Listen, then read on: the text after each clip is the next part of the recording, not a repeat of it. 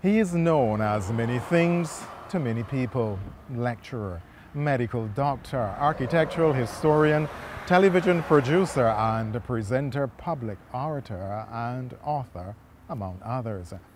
I know him as mentor. Well, following the fine example of his parents, Professor Sir Henry Fraser's life has been one of service to nation. This year, as the Caribbean Broadcasting Corporation celebrates 60 and continues to connect Barbadian communities, we are honored to be associated with this exemplary Barbadian gentleman as he presents his life in focus. We are also pleased to be associated with Sir David Seal and the folks at the People's Market who made this series possible. Well, Sir Henry begins this autobiographical journey by looking at how circumstances and the environment shaped his early development. My early childhood was terribly significant in terms of programming me for the rest of my life. You know, the famous Jamaican author Malcolm Gladwell, in his great book called Success, talks about not just genes and environment, but about the cultural aspect of the environment which shape us.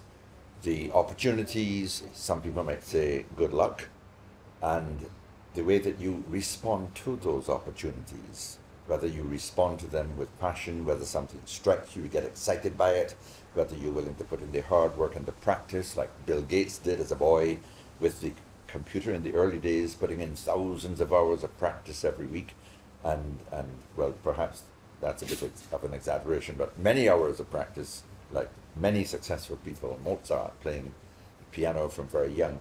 And so my childhood was an interesting mixture of genetic background, family culture, and family environment. And added to that, then, the community environment. Because what happened is that the month that I was born, my father got the job of parochial treasurer in St. John. My mother had been a postmistress in St. James and St. Peter for 10 years, and she had finally got the job of postmistress in St. John. So we lived in a small home at Spooners, near to Four Roads, the metropolis of St. John, as I call it. And in that little village of Four Roads, there was a bit of everything. There was a fairly big village shop on the corner. There was a little gas station. There was a police station. There was a carpenter. There were all kinds of people, a telephone exchange, and so on. But our little house, up a gap, had just enough space in the house with a wide veranda that the vestry, the committee of St. John, which provided the local government, they enclosed a corner of the veranda of our house to provide the office for my father, the parochial treasurer. And that small office contained a desk and 2 chairs and a filing cabinet and a very big safe. And the entire parish came to see him. They came to pay their land taxes, their bicycle taxes, their donkey cart taxes, the taxes on their truck. Every kind of tax was paid there.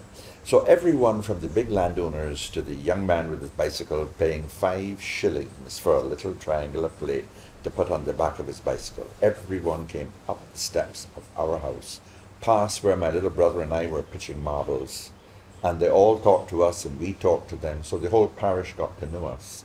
And those who didn't have to come and pay the taxes, they came to the post office. And the post office was in a chattel house at the front of the yard, where my mother sat at what was the original front door, and there was a counter, and people came in to buy their stamps and post their letters and their parcels, and the 6 postmen sat at tiny desks in one part of the office, and everyone came to the post office. So the entire parish were our family. It was an astonishing community situation. And so we watched the way our parents operated, because they treated everyone the same. Everyone was someone that they knew. They were not family, but they were, in a sense, the wider family. And my parents thrived on this. Their love for what they were doing, and their interest and their affection and their consideration for the people in the parish was something that we learned from very small children. The big thing that happened for us was the way that we were schooled, because my mother had been a primary school teacher for about 5 years, before she became a postmistress. And in the post office, she started work very early. She had to open the office at 7:30 in the morning because the mail van was going to arrive a few minutes after that. And the postman arrived, and there was mail delivery twice a day. At 8 o'clock in the morning, the postman went out after sorting the mail.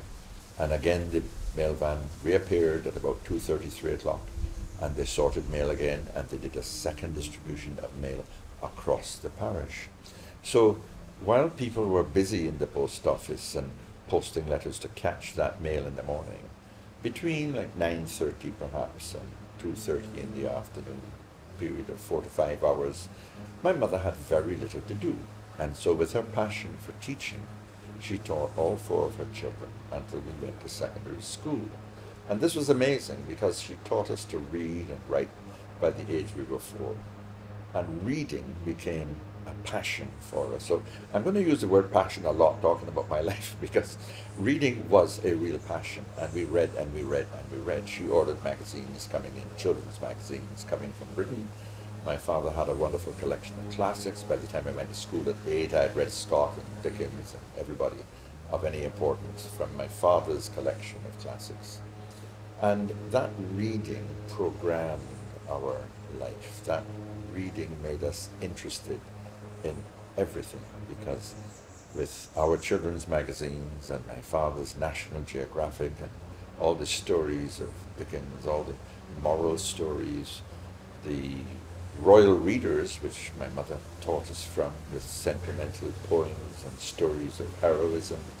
William Tell, who shot the apple on his son's head in order to save his own and his son's life. He was such a good archer, and that kind of legendary hero led me to have a very strong sense of heroism and courage, which has been with me all my life. But that childhood was a unique situation because it created in us as children, it created a sense of community and a sense of service. So that whether it was the wealthy old Mr. Will Haynes, the plantocrat, who had had polio as a child and walked with a stick, come in to talk to my office, or whether it was the brilliant shopkeeper, Mr. B.L. Barrow, the legendary Messiah Street man who became a member of Parliament. He was only about 5 feet tall and he drove a tiny Morris car. And he used to joke with us all the time when he came up the steps. He was a wonderful, jocular, very little man, Mr. Barrow. All of these people got to know us, and we respected them, admired them, and we felt that they treated us with a sense of being important to them. The same thing happened with the people who came to the post office, and I'll give you a nice story here, really, because my mother's first cousin was married to a beautiful lady of colour from Grenada, and she and my mother were great friends. So she would come to the post office, and they would stand across the counter after the mailmen had gone and there was nothing else to do, and they would chat and they would talk about everything while after she had mailed her mail to her family in Grenada and her oldest daughter in Britain and so on.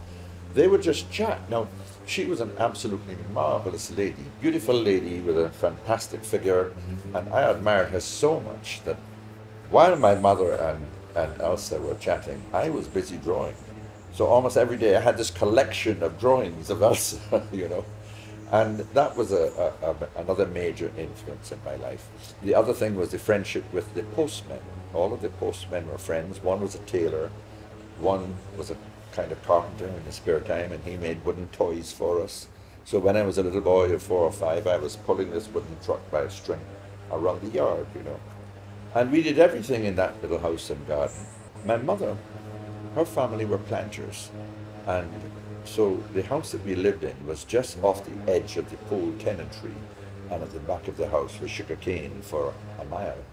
So my mother rented an acre of land from the Pole plantation so that she could plant this land in things other than sugar cane.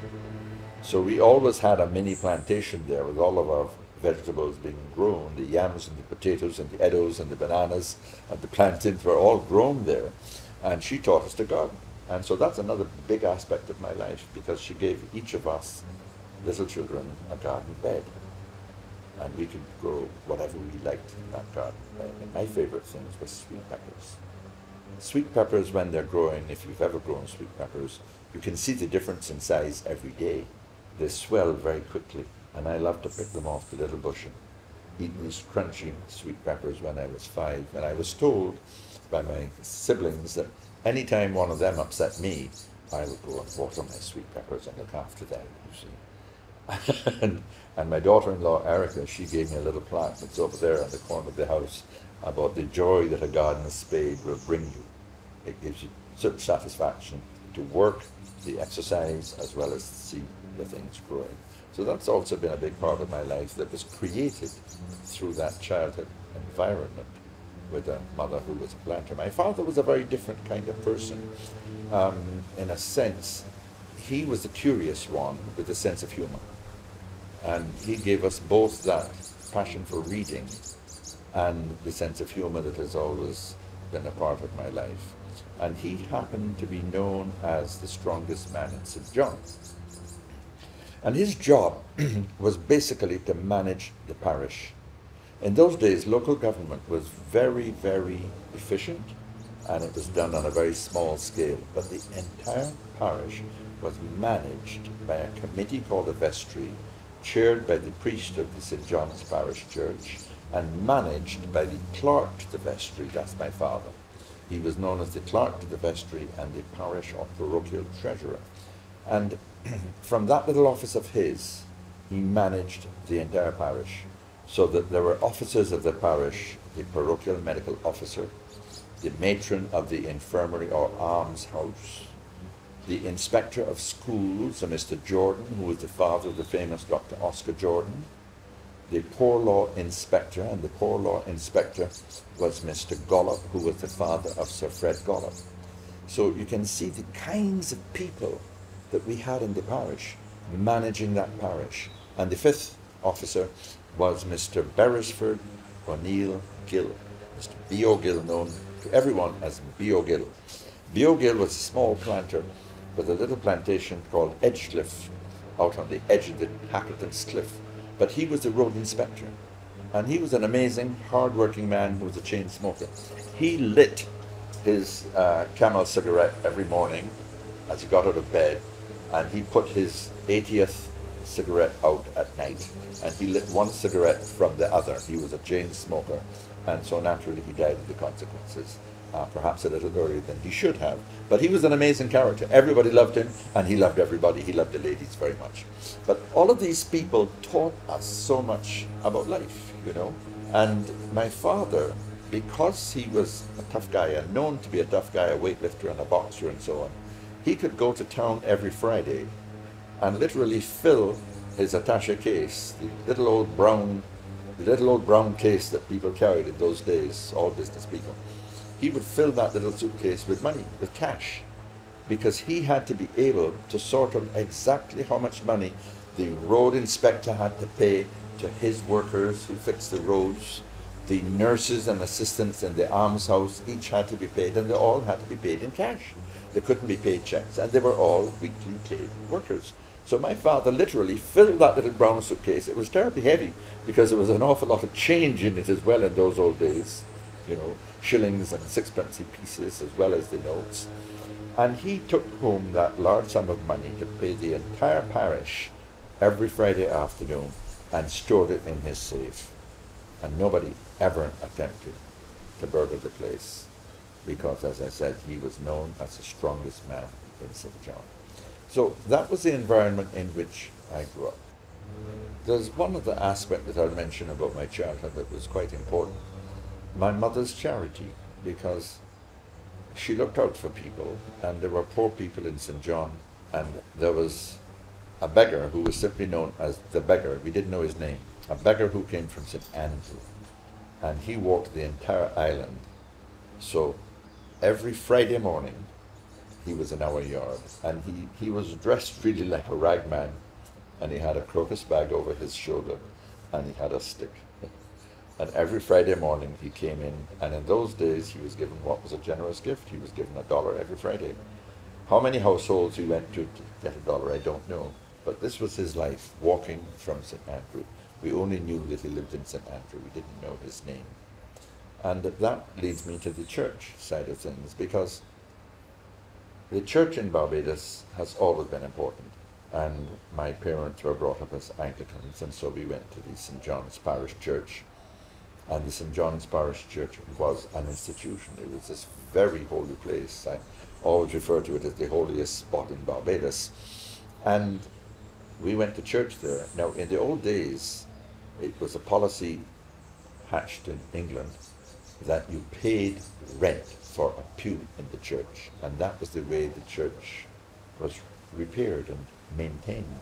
So the church rent was very important. I don't remember how much it was at the time, but I remember having the task once when I got to about 10 years old of having to redesign and draw out for my father the plan of all of the church pews in St. John's Parish Church, and transcribe the present owners and the new owners and the pews that were vacant, that you, Sherwood, could have come along and rented, and you would have got that pew.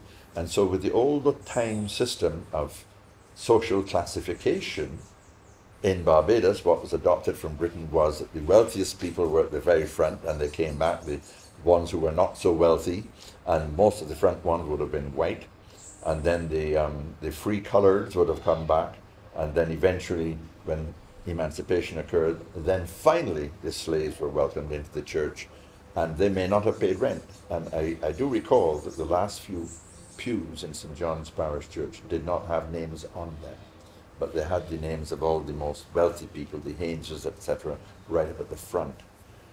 When my father became the parochial treasurer, and he was literally offered a pew, he had pew number 14. So he was somewhere in the middle of the church as the treasurer of the parish. But it allows me to reminisce and speculate on the efficiency of that system. A committee managed by landowners. Once you had 10 acres, so Mr. B.L. Barrow, who became a planter, as he acquired land, as he went through, and one or two other people, as well as the wealthy ones who owned a plantation, a big plantation, all of those people, those 8 or 10 people, met once a month, made decisions in the vestry hall of the church, and one man managed a team with 5 technical officers, each of them having a little team. And that happened across the island in each of the 11 parishes. It was a hugely efficient system. And in St. John, Mr. B. O'Gill and my father were proud of the fact that the schools were in perfect condition, the roads were in perfect condition, and the churches were all in perfect condition. I can't say too much about the almshouse. My father would take me in when he knew that I had a vague interest in medicine to visit, and at Christmas time, I and one of my sisters would go with my father and distribute gifts to the people in the almshouse. You know, that was a charity that existed after emancipation. But that's more or less the story of a fantastic childhood. Good fortune, good genes, and the passion that was imbued in us by our parents' approach to their values. Neither of them has ever used an Anglo-Saxon 4-letter bad word in our presence. Never, ever in their life. And they had the most serious attitude towards everything ethical and moral. You could not help but grow up in that environment and think the right way, you know. They were absolutely superb in that respect. And so I count myself as being very fortunate and unique in Barbados, in a time when Barbados was socially very divided, racially very divided. I was given a great opportunity to overcome all of that and to cut through all of that social class and racial divisions of having black friends, brown friends, rich friends, and poor friends. It was a unique upbringing that I was very lucky to have. My parents demonstrated that they loved what they were doing, and they saw themselves as public servants. And so I got a plaque which Canon Mayers was willing to have installed, and the plaque gave their names, it gave their dates of birth and death, and it gave the dates in which he was parochial treasurer, for from 1944 to 1959, 15 years before he moved to Oistins as treasurer of the Southern District Council under the new reorganization of local government, which only lasted, unfortunately, only lasted 7 years. But my mother's dates, the date she was postmistress, and so on, that was all on a lovely plaque, and at the bottom I put in quotation marks, "To love is to serve," because that was their philosophy. Today, because of our slave heritage, because of the difficulties that people have had in their psyche about doing something for other people, although we thrive on the service industry of tourism, people are ambivalent about it. So there are a lot of people who consider service as slavery, and they don't want to take orders, if you like. They don't want to carry out instructions. And that too has led to a devastating situation here and across the world, where people feel, I'm not taking any vaccine, nobody's telling me what to do, this is my body. So it's something that has been affecting our society in a major way, and I'm grateful for the fact that I was brought up to see love and service. Now, earlier Sir Henry spoke of being homeschooled. Let us get a sense of how that prepared him for entry into high school. She taught all four of us until we went to secondary school. And she taught us to read and write from a very young age, so that we were reading everything from a very young age.